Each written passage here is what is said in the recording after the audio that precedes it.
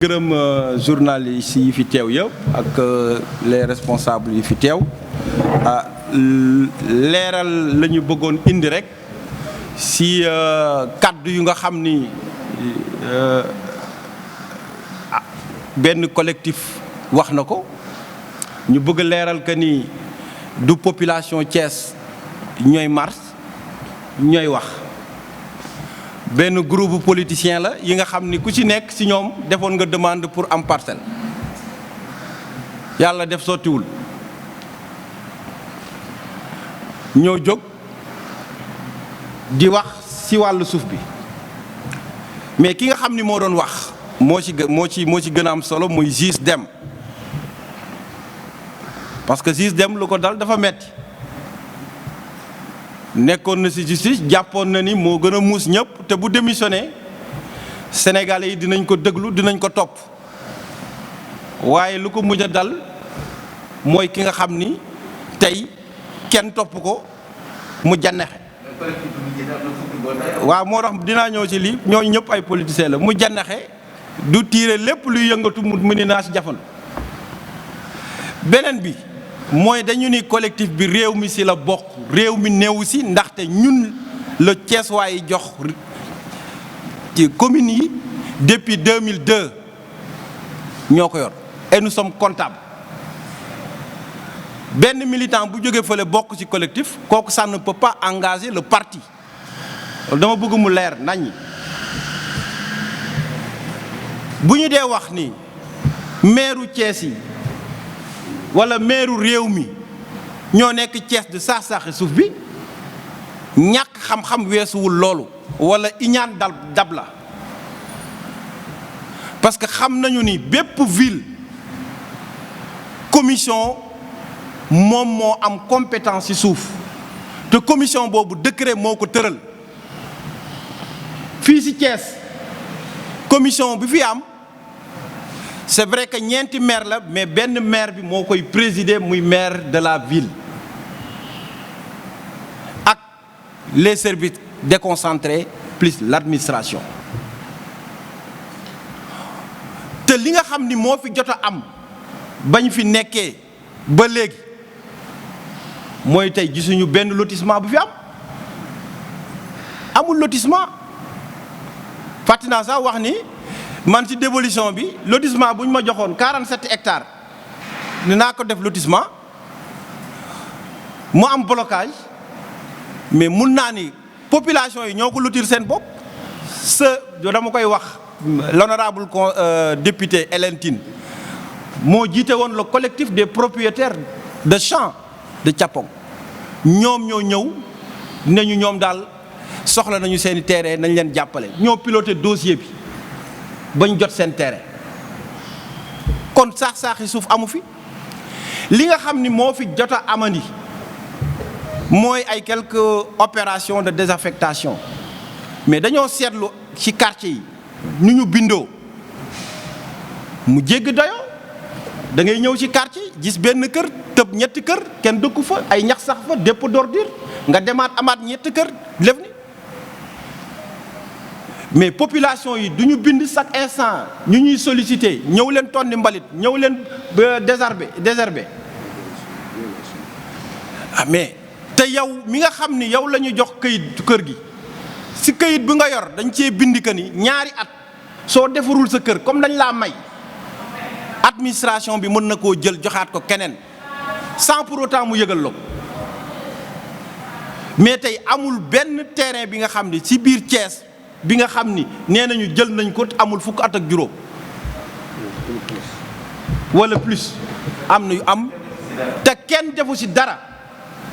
mais encore ñun ñi nga xam ne ñooy maire yi communes yi même bu ñu bokkul ci commission bu ñu gisee ay population yu néew doole ñëw signaler ñu ko dañ ciy taxaw ba ñooñu jotaat seeni parcelle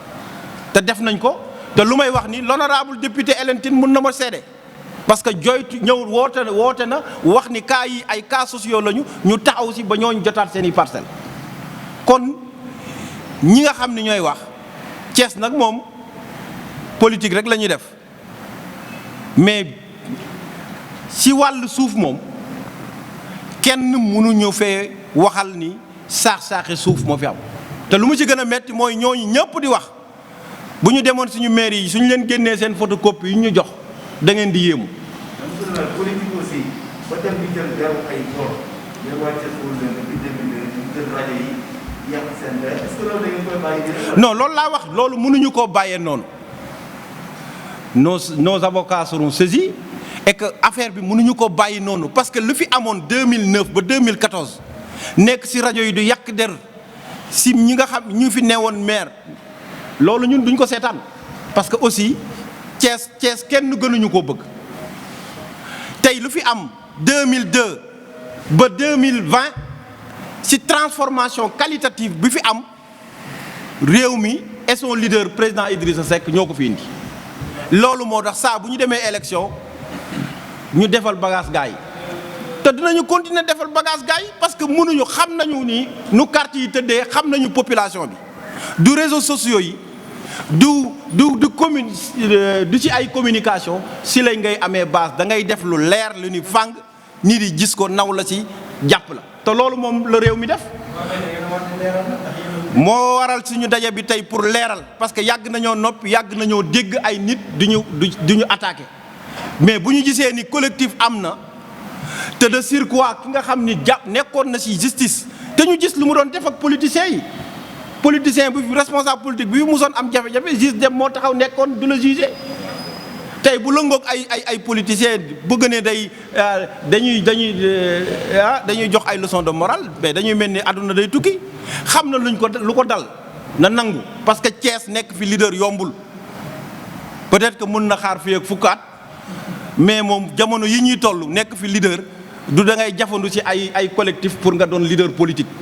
ne wuti base moo am solo. mais il a fallu mu attaquer yéen maire yi ak maire de la ville te ñëpp ngeen tudd son. mais tout à fait parce que l'accusation est grave parce que ki nga xam ni mooy accusé balaa ngay tontu da ngay xam kan moo lay accusé mënoon nañu d'accord ay personnes duñu attaqué loolu dañu xam ni peut-être que ñii xamuñu mais bu fekkee ni collectif dañ ko teg ki ko jiite nekk ki nga xam ni war na xam yoon di wax. kàcc yu mel nii dañoo war a jóg nag leeral askan gi nan la demee ah non ñu ngi koy xaar je crois que moom ci boppam lu koy xaar moo ëpp moom balaa muy saisir Cour suprême xëy na dina tal boppam parce que dëkk bi nag dafa am yoon du caaginu nag da ngay def politique rek lu la neex nga wax askan bi parce que nag on est dans un état organisé kenn mënul jóg du saax-saax maire dans une ville mënul jël terrain yi du ko saax-saaxe mënul nekk c'est une commission non mooy que li lu mu wax nii maanaam tey dina indi preuve de ces accusations devant la justice parce que du ñu bàyyi moom minimum juge la xam ñu ngi soog a xam lu tax sax mu démissionné parce que ku mel ni mënul nekk dans l'administration dans la magistrature parce que il a joué il a perdu c'est un loser te il ne gagnera jamais comme lu may wax Thiès la ñu nekk nag je crois que mi ngi caresser rêve de devenir une personnalité politique mais il se trompe on connaît très bien Thiès on connaît ses 56 quartiers on connaît ses populations xam nañu. waaw loolu moom eggaguñ ci mais ñun lu ñu wax rek mooy jamono bu ñu nekk bi nañu liggéeyal ñu ngi li nga xam ni mooy lu ñu war ñu ngi ci et que je crois que ñi nga xam ni ñoo ñu war a juger bu jamono bi eggee dinañu juger beneen bi ñu bëgg a wax aussi moo doon bretelle bi si sànq wala mooy bu jógee Elton station jëm EDK bi ne gaa yaa ngi koy morcelé je crois que maire Aliou Sow mi ngi soog a ñëw parce que moom dafa ni moom accusation yi daa garaaw ba balaa muy wax day indi ay këyitam pour wan ni leen ni rek bretelle boobu ñuy wax yoonu maire newu si c'est des privés yu yore seen titre foncier am si droit de jouissance comme ku nekk loolu moo fa am. je crois que tey moom sax ñëw na parce que boo doon joxe parce que wax na si bërëteel boobu te en tant que juge balaa ngay wax da nga war a mun a am les bonnes informations mais bëgg a wax parce que lu ko jiit maanaam dafa gëlëm maanaam bëgg-bëggam la jiital ak les vraies informations yu nga xam ne waroon na ko am. maanaam lu ko jiite rek mooy nañu attaqué nañu tilimal deru maire yi bu ko defee Thiès waaye génn si ñoom léegi su ko defee man comme am naa ay ambition mu mën a tënk mais na yem quoi franchement. Thiès c'est pas c'est pas beneen li Thiès moom Thiès la. jërëjëf d'abord dama leen di sant di leen gërëm di jégalu di wax ni man déjà 11h fii la ma fekk mais xalif général des Tidianes. moo yónni woon doomam ci man donc moom laa doon recevoir sama bureau moo taxit may jégalu rek ne loolu moom farata la il fallait ma dem d'abord man damay wax ni problème mu bande bi li ma ci wax c'est très simple mooy bande bi ñoom am explication yi ci am man dossier bi ñëw ci man su ma juumul def na ci sama table lu mu gàtt 15 mois. bi demandé woon pour ñu def lotissement bi foofu man ma opposé wu ci rencontré naa ci Serigne Moussa Mbacké Nawel Kasu Rajab mu ne ma li yoon maye def leen loolu te li may wax ñëpp gis nañ ko ci TFM ma dem Kasu Rajab mu jàpp ci sama nopp boobu loolu lañ doon waxtaane loolu nag ñun liñ ci amoon mooy dañ ñu waxoon ni foofu dañoo waxoon ni kenn du fa def dara ndax état du Sénégal daf koy désaffecté ñooñu pour utilité publique ba pare jël ñooñu jox leen feneen man loolu lañ ma waxoon ci information ñu téye dossier bi ab diir lijjantiwuñu ko ma bind lettre en son temps l'inspecteur des impôts et domaines bi nekkoon fii muy Babacar Pascal Ndione te lettre bi laa doon seet nii pour génne ko jox leen ko parce que man dama bëgg nit suy wax da ngay argumenter li ngay wax parce que nekkatuñu fu nit di accuser ay nit nii rek après ñu wax comme ne parce que Thiès ñu ñëpp ñoo ko bokk comme li kii wax mais bi ma jotee ci lettre bi Babacar tontu ma ni ma famille bi kenn mësu leen a delloo suuf donc ba fii ñuy wax suuf si ñoom ñoo ko moom état de droit réel lañu yor yu mel mu ngi nii ñaar yëpp kii mooy état de droit réel yi xam nga ñeneen sax ay titres fonciers ça c'est des droits inattaquables et inaliénables comme suuf delloowuñu leen ko ba pare état du Sénégal jox fa keneen suuf ñoom ñu ni bëggatuñ demee feneen foofu lañ bëgg donc ba fa station bi ñëwee la ñu ne kon ñoom du ñu toxu foofu lañ soxla ñu def procédure bu wóor institut li may wax nag mooy amul fii lu ñuy nëb na administration génne yëpp xam nga bi ñuy wax naan nañu def nañ def li parce que Sénégal dafa am réalité mooy def ci am loo xamante ne lii jarul di révéler ay tur parce que xëy na ñi moom suuf si tey Sénégal boo ne woon caxatee nañ suuf ñu wax ci fukki nit dafa am rek tur buñ ciy wër am na këru diine booy bokk wala sant rek boobu la ñuy brandir comme ce qui s'est passé à Dakar c'est seul le nom de sëñ Moustapha Ba de sëñ Bass moo ci génn étant sénégalais comme les autres mais bii bi mu génnee man ma def sama avis joxe xam nga lu tax il faut ñu xam bande de terre boobu lan la c'est deux TF bii TF d'état la bii TF privé la TF d'état bi mooy fi ay EDK nekk ak jëm fi ay gare routière nekk mais le reste c'est un TF privé de 16 000 mètres carrés 2 fois 8 000 mètres carrés te ñaari famille yi fi nekk yëpp ñu ngi nii suñu paree dinañ leen jox document bi ngeen xool su dee ñee jox ñu leen ko pare mais je crois que nag incompétence commune compétence am yegg na ci lu nekk ba mu téye suufu jàmbur ku ko état mënul commune mënu ko man loolu laa ci am awma ci leneen lu may wax léegi benn partie bi seen famille bi ñoom ñoo ko moom def demande d'autorisation mu yegg fi mu war a jaar autorité compétente man siège naa gouvernance ci même dossier bi fii demande de lotissement ñu rejeté ko parce qu'il fallait que la Sénélec enterre les fils haute tension yi fa nekk et c'est l'environnement en son temps madame Diank moo ko rejeté woon le dossier est revenu encore une seconde fois ba mu mën a jàll commission